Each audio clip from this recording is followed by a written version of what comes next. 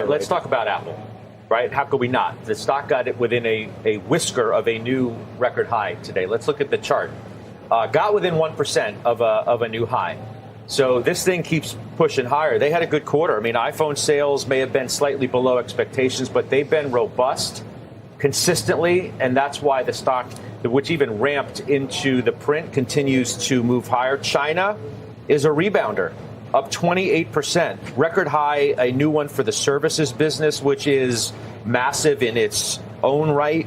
Gross margins near 50%, 49.3. You get the big buyback, $100 billion. You get a dividend hike. You got a new CEO coming in who talks about, quote, an incredible roadmap ahead. Kev, you have the name.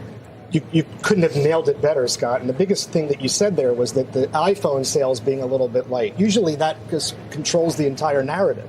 And the fact that that took a back seat to everything else is just incredibly exciting. We have a full position in Apple. We had an opportunity. There was a rumor a few weeks ago, for those of you who remember, that the flip phone may be delayed. The flip phone is not part of our thesis. It's not part of the narrative on why we own it. We were able to build out the position. I couldn't be more excited in the number.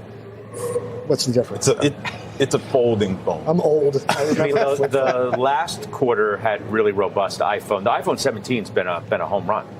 I don't think there's any other way so to. has MacBook. But the Mac I think it's actually the upgrade cycle surprised some people. I mean, we've been waiting, and it's been more incremental than just you come out with a phone and then bang. Yep. But the 17's been pretty good. Yeah. Now you look forward to this foldable phone, but more especially, I mean, it really is I think a belief that they're gonna get this AI story corrected. I think that may be the centerpiece of what John Turnus, the new CEO, was saying when he says the roadmap ahead is the most exciting that he's seen in his 25 years at the firm. I think the centerpiece of that does have to be AI. I wonder if there's other things as well, Scott. I mean, one can't help but wonder, is there an acquisition? Maybe does that mindset change? But I don't want to get too ahead of our skis. I can't imagine that. I hear you. I hear you. I just the course that they've been on. I know. Let me have a dream something fever for a moment. Like you can talk me down. Especially because Turnus is a product guy. I'm not going to say they're not. There's zero chance they're going to go out and buy a product. What product are they going to go out? Listen. As I said, let me have a dream fever for a moment. You're appropriate to talk me down. Would that really be a dream fever? I mean, you as a shareholder want them to go do a deal for something rather than just get it right with AI, which they seem to be on the track to doing. The issue is, what do you do with all this cash and all this cash generation? I mean, sure, you're buying back shares, you're going to increase the dividend, but the cash piles up quite a bit. Pump it into your AI story. Okay. You pump it in. You're still not spending nearly what the others are. And you don't need to. You don't need to. You're generating the returns and the cash flows without it. On that note, I would say that we, all of us, with the exception maybe of Dan Ives, who sit at this desk for the last 3 years and criticize Apple, the good folks at Apple Computer, for not getting into this AI arms race and spending a gazillion dollars to either develop their own LLM or develop the AI native product that's going to change our lives, or whatever we were all calling for the last 3 years. They stayed out of this fight. They just mentioned that they spent about $6 billion in CapEx in this previous quarter. Meanwhile, I just mentioned 4 companies spending $700 billion.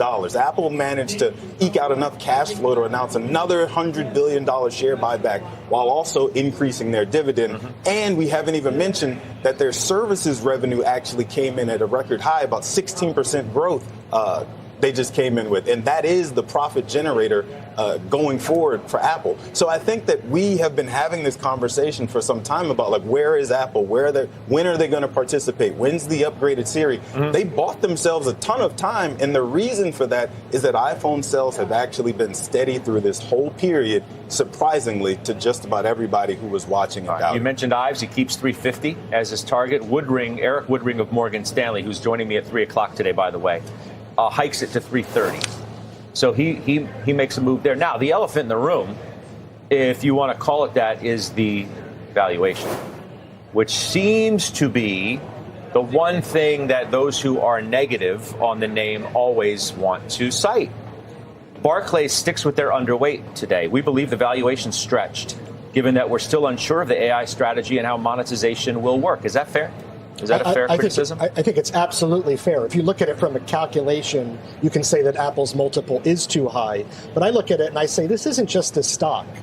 This is the zeitgeist of the modern consumer. And I just believe that Apple deserves a premium, and it always has. And the fact that they have gotten through this AI, reducing their CapEx instead of exponentially expanding it, to your point, I think that's the story that we're going to be able to lean into. Didn't this thing always ex-cash trade at a low teens multiple? That was a very, very, very low teens. I feel like for the past 5 years, as we've been sitting here, it's been in the high 20s. But yeah, but now it's 33. 33. I wouldn't confuse stretch with broken. I think it deserves a higher multiple. I really do. I just think this stock is a little bit different. Here's the amazing thing. There's an opportunity for a 50-year-old tech company to grow into its valuation. Because the moment we do get that upgraded Siri experience that they were teasing on the call, the moment we do get the new hardware phase under Turnus, suddenly Apple goes parabolic once again and grows into this valuation and makes it make sense. So there is a ton of opportunity still in this name. It's amazing to say that out loud, considering everything I just said about them missing the moment with AI, quote unquote. That was the expectation or the impression all this time. But I think it's amazing that they've been able to hang in there, kind of just stick to their knitting, if you will, and come out on the other side with everyone singing their praises. The 10-year average, thanks, Vin, on our team, is 22.5. The 10-year average forward PE for Apple is 22.5. So it's 33.5 now. So it's expensive. I mean, I will agree with whoever's saying that it's expensive. I will not, however, take action on that. And I think all of us would agree that valuation is not a tool that you use to sell a stock. What you do, though, is you combine it with technical analysis. And Eric, Malcolm, I think you understate. You have some technical chops as well, and you probably agree with me. You let it run, and an expensive stock like this, when it stops running higher, you trim it. But this is not the time to trim it. This is the time to let it run and just close your eyes to the valuation. Okay, so close your eyes to the valuation. Okay, those famous last words. You timestamp that, folks. Okay, oh, we'll come back. There's got to be one a show, man, right? If you want to say that, then we'll timestamp it.